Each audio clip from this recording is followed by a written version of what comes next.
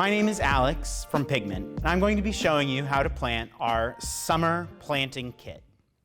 With the kit, you'll receive this Sunset 4.5 low bowl, our planting spoon, a watering syringe, and for decorative components, white decorative moss, dried flowers, white scenic sand, and a mix of pebbles called Creva. For today's planting, we're going to be using a collection of small alpenglow succulents, a red nodocactus, the soft textured panda plant, and little jewel. Our first step now will be filling our low bowl with soil, which I have here off camera. And while I'm filling the soil into the bowl, I'm going to kind of keep things centrally mounded. And that's going to help with soil displacement as we're planting, and also give room for some of those decorative components after the plants are in the soil. Now we're going to prep the plants for our planting, and we start with that by removing them from their grow cups and removing the soil and exposing those roots. Something to keep in mind is that any of these plants that you see multiple growth forms from are all on separate root systems. So as they're removed from the soil, you can see that each individual one is on its own root system, and that allows them to be grouped and placed in different parts of the bowl.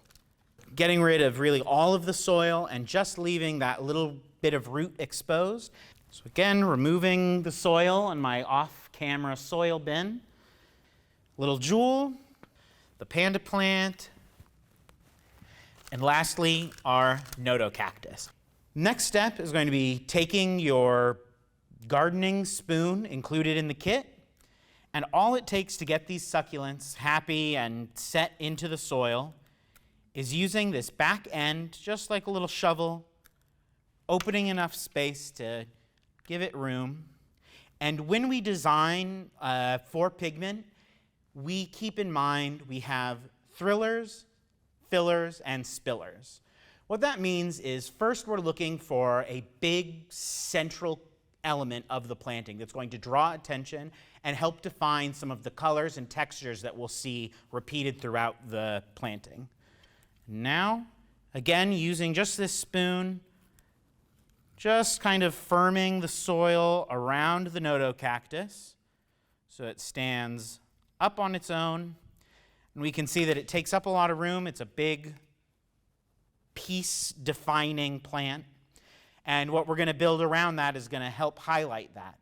Now that we have our nodocactus planted, we're going to continue with our filler plants. These are things that are going to add additional colors and shapes and help support the plant as a whole, but they're not really going to be our highlight. But right now we're going to use this little jewel succulent. And again, using your gardening spoon here included in the kit will help fill in some of that space.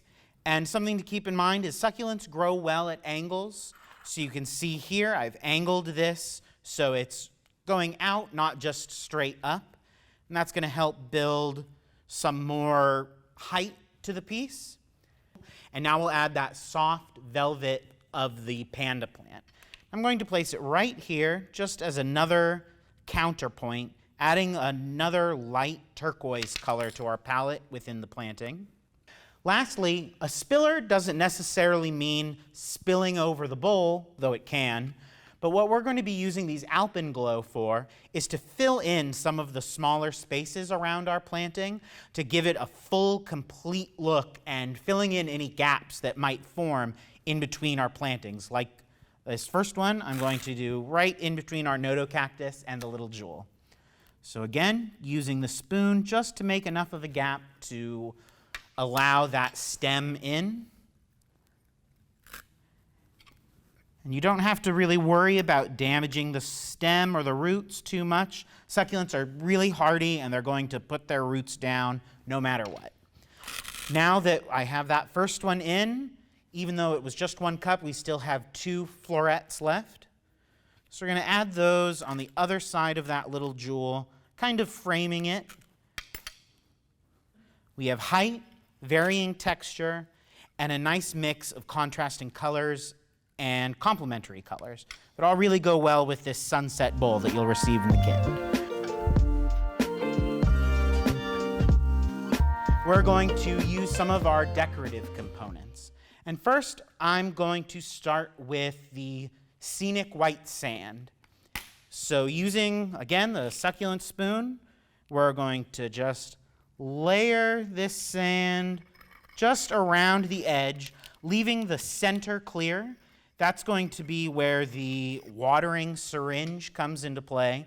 Now that we have this layer of decorative sand, we're keeping the center clear so when you use the watering syringe, you'll be able to get right in at the base without disrupting any of the decorative components.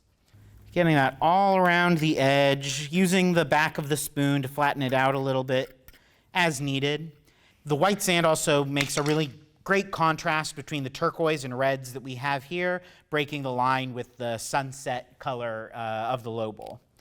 Now that we have the white sand as our base, I'm going to use the Kriva pebbles just to add texture and a sort of naturalistic highlight just to a few spots on the planting.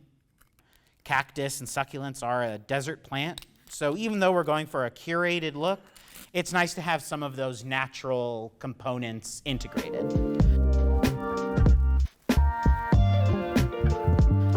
Now, as another highlight, I'm going to use some of the white moss. And again, using the white moss just as a highlight and counterpoint. First, you can see I've applied it there next to our nodo cactus. Contrasts well with the color and picks up the white spines of the nodo cactus. And I'll do one other large bit of moss and tuck it in right by our little jewel at the front. Now that we have the moss, maybe I'll do, just to use up what we have, I have a third little bunch. Again, tucking that in and trying to make it look like a naturalistic part of the piece. And lastly, we have these delicate dried flowers. And using those, I was just going to add another kind of natural component. So I'm going to place just a few. And again, in nature, things cluster, things grow close together. And they'll stand well on their own. You can get varying heights. And this is kind of the end result of the planting.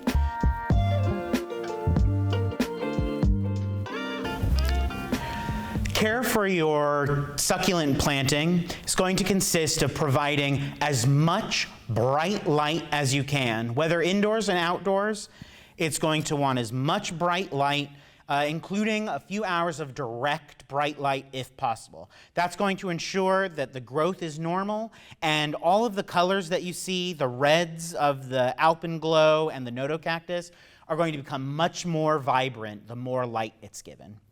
In terms of watering, with your watering syringe, you're going to look at watering. If it's inside and it's not getting quite as much light, you'll be watering it much less because cactus and succulents want to totally dry out in between each watering. So they can be very low maintenance.